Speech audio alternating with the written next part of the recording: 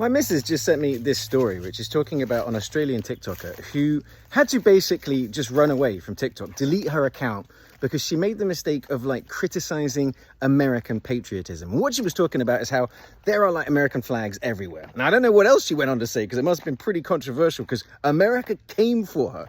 But I did want to actually talk about this. The fact that like American patriotism is very different to say like English or Australian patriotism. You guys do really love it. You do love your flag. Now, don't get me wrong. You go to England, you go to Australia, you will see like flags.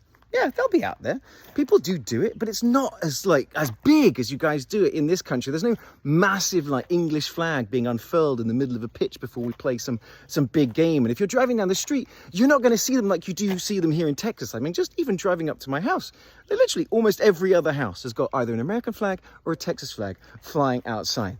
So it can be just like a little bit like, whoa, you guys are like really patriotic. Like, for example, like Australian and English, like an Australian sort of patriotic thing to do is, I don't know, go for a surf, enjoy a good barbecue, and then go to the pub and watch the Australians beat England at rugby and cricket. Kind of like in the UK, where it's like, go out and eat a Cornish pasty, then go to the pub and enjoy a drink while you're watching the Australians lose to England at rugby and cricket. That's the patriotic thing to do.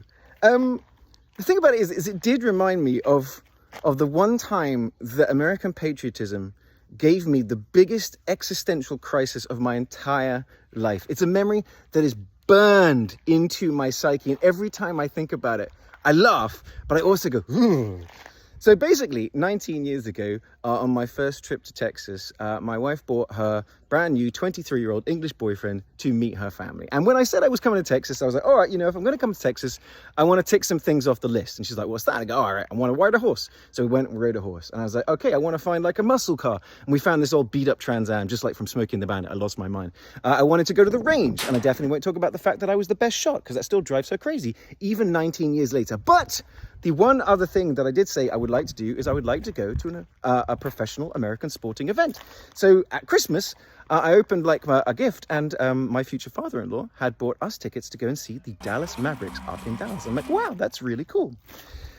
So, you know, again, I'm not used to this whole sort of like the way American things are done. So we go up to the game. We're sitting kind of like right up at the top of the top. Great view. And I'm just not used to how things usually go, because there's a bit where the announcer goes, all right, ladies and gentlemen, please stand for the national anthem. Now, people are already standing up for this, and I'm like, oh, I'm supposed to stand.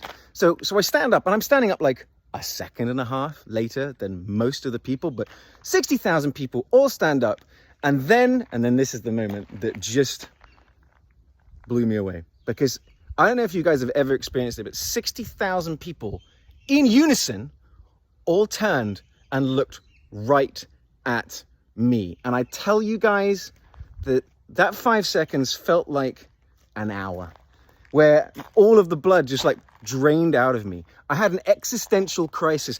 I basically existentially pooped my pants, because 60,000 people are staring right at me, and I'm like, what did I do wrong? What have I didn't mean to be 1.5 seconds late standing up. Please, what's about to happen? Am I about to be tarred and feathered? Is this the Matrix? What is happening right now? Is this a John Carpenter movie? And everyone starts singing the national anthem. And about 3 seconds later, I realized that I, standing at the top of this stadium, are standing directly beneath the big American flag.